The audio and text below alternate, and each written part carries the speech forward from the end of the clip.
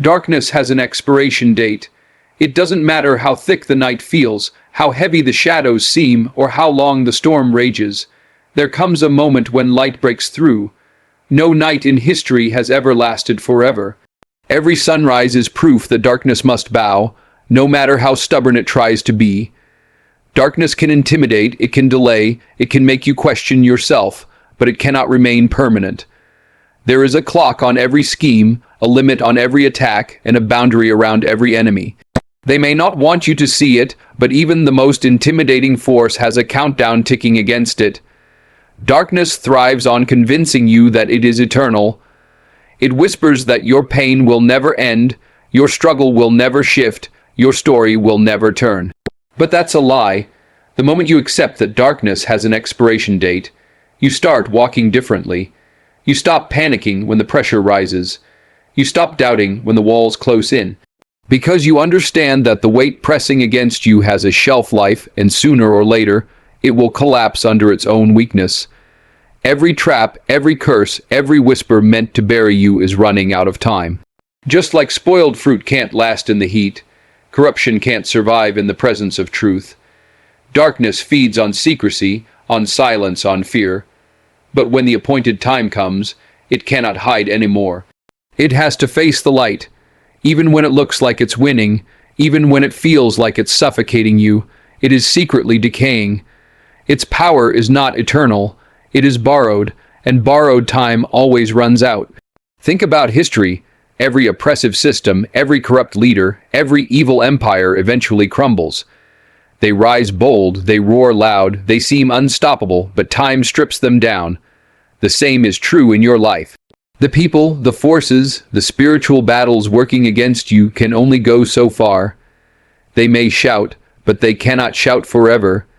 They may rise, but they cannot rise forever. The clock is working against them, not against you. The danger is not the darkness itself, but forgetting that it has limits. Because when you forget that, you start giving it too much power. You start treating it like it's eternal, like it's undefeatable. But if you can remind yourself that this has an expiration date, you stop bowing to fear. You stop giving authority to what was never built to last. You start holding on with endurance, knowing that the shift is not a matter of if. It's a matter of when. Darkness has an expiration date, and once it hits, it doesn't announce itself quietly. It unravels. It exposes itself. The very thing that seemed unbreakable starts breaking from the inside out. The very presence that once felt endless becomes fleeting. And when that moment comes, you realize it was never as strong as it pretended to be. Lies always collapse under truth. They may stand tall for a season. They may gather followers. They may sound convincing, but they are fragile at their core. A lie has no foundation. It can dress itself up in confidence. It can wear the mask of power. It can echo like thunder. But when truth enters the room, the lie begins to tremble. No matter how carefully it is crafted, no matter how passionately it is delivered, a lie is weak because it depends on deception to survive. The moment light shines on it, its power evaporates. Lies work by delay, by distraction, by distortion. They try to stretch themselves as far as possible, to block your vision and cloud your judgment.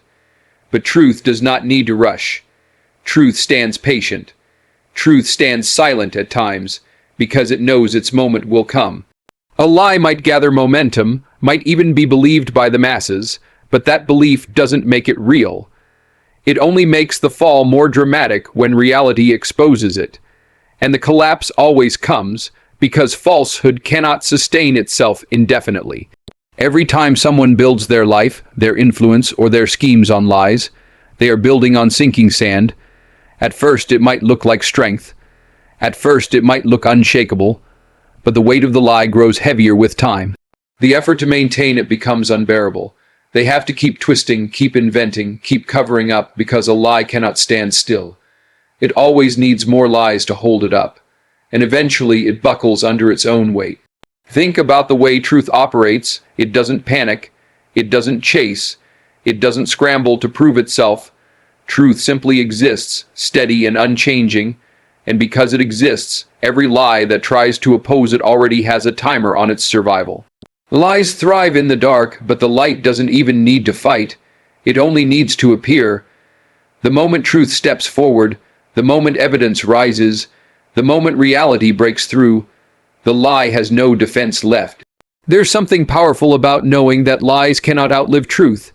It means that no matter how surrounded you feel, no matter how loudly they shout, no matter how convincing the story against you sounds, you don't have to bend under it. It won't last. The lie might rise for a moment, but it cannot stay. It might control the room for a while, but it cannot control the future. Time itself sides with the truth, because truth doesn't shift or rot. The collapse of lies is always louder than their rise. People who once believed them begin to see through the cracks. Situations that once looked sealed begin to unravel. What once looked unstoppable becomes laughable. That is the destiny of every falsehood. No matter how high it climbs, no matter how deeply it roots itself, it cannot escape the weight of truth pressing against it. Fear returns to the one who sent it. When someone sows intimidation, when they thrive on making others tremble, when they weaponize fear to gain control, they forget that fear is a seed, and every seed brings a harvest back to the one who planted it. They may think they are untouchable as they manipulate, as they spread doubt, as they whisper threats into the atmosphere, but fear is not loyal. It doesn't stay with the target forever. It circles back, and when it does, it hits harder than it was sent. Fear is a double-edged sword. The same weapon someone uses to keep you down is the same weapon that eventually turns on them. They raise their voice to shake you, but soon they hear echoes in their own head. They paint images of your downfall, but then they start seeing visions of their own. Fear is not a stable force. It's unstable, volatile, and unpredictable. When unleashed, it doesn't stay contained. It spreads, it multiplies, it finds openings, and the one who sent it out can't escape its reach. When people try to plant fear in you, what they're really showing is their own insecurity. They need you to believe you're weak, because deep down, they know they are. They need you to doubt your future, because they doubt theirs. They need you to tremble at their words, because they are already trembling at the thought of losing their grip. Fear projected outward is fear festering inward. They might hide it behind arrogance or aggression, but it always circles back and reveals itself in restless nights, anxious thoughts, and the inability to stand at peace. Fear is a liar, but it's also a boomerang. When sent out, it curves back to its origin. That's why those who make a living out of controlling others eventually crumble. You see them pacing, overthinking, reacting to shadows, trapped by the same fear they tried to give away. They built their power on intimidation, but now intimidation becomes their prison. The louder they spoke to scare others, the louder the voices in their own mind become. They wanted others paralyzed, but now they find themselves frozen. Even spiritual battles reveal this truth. Forces of darkness try to intimidate, try to shake faith, try to surround with lies of defeat. But fear has no anchor, it drifts back to the sender. That's why you can stand still, because what was meant to break you is already circling back to haunt the one who launched it. Fear has no permanent claim on you. It doesn't belong to you, it belongs to the one who sent it, and it always knows its way home. Fear magnifies whatever it touches, and when it turns on its sender, the weight is unbearable. The whisper becomes a roar, the doubt becomes torment, and the shadow becomes a chain. The same way they wanted you to be haunted, they end up haunted themselves. Fear is never satisfied staying quiet. It returns louder, stronger, and undeniable. Evil fades, destiny lifts the righteous. Evil often rises with noise and spectacle, with power that looks unshakable and influence that feels untouchable. It moves with arrogance, it strikes with confidence, it convinces the world that it will last forever. But evil is a shadow, and shadows cannot outlive the sun. Time erodes it, truth exposes it, and destiny clears the path for those who walk upright. What looks like dominance is often only delay. What looks like permanence is only a moment. Evil burns bright for a while, but its flame consumes itself, leaving nothing but ashes. Destiny has a way of outlasting opposition. The righteous may be mocked, doubted, pushed aside, but they carry a foundation evil cannot match. Evil has schemes, but destiny has roots. Evil thrives in shortcuts, but destiny is built on endurance. Evil looks powerful in the moment, but it cannot stretch beyond the limits set against it. The righteous carry a force that cannot be stolen or destroyed. They may stumble, they may suffer, but destiny does not abandon them. Every attempt to bury them becomes the soil that helps them rise higher. Evil always fears time, because time reveals its weakness. At first, it seems like it can silence voices, break spirits, and rewrite outcomes.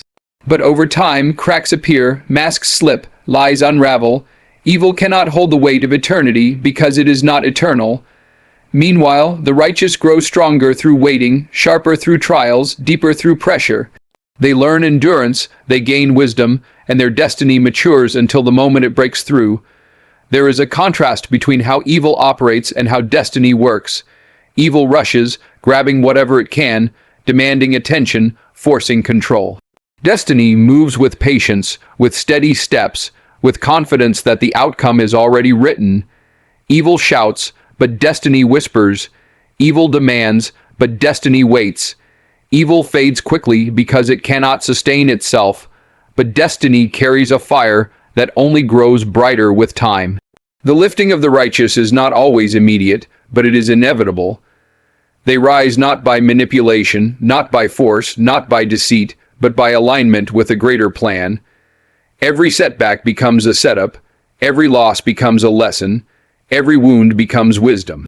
Evil may laugh in the moment, but laughter fades when destiny begins to unfold. The righteous do not need to fight with the same weapons, because their strength comes from a place evil cannot reach.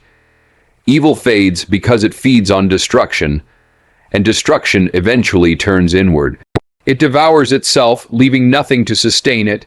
The righteous rise because they are planted, not built on sand but rooted in something unshakable. Destiny does not need to hurry because it knows the end belongs to it. What begins in whispers of faith ends in shouts of triumph. What looks small in the beginning becomes unstoppable in the end. The lifting is steady, certain, undeniable, while evil collapses under its own weight, proving it was never as strong as it appeared.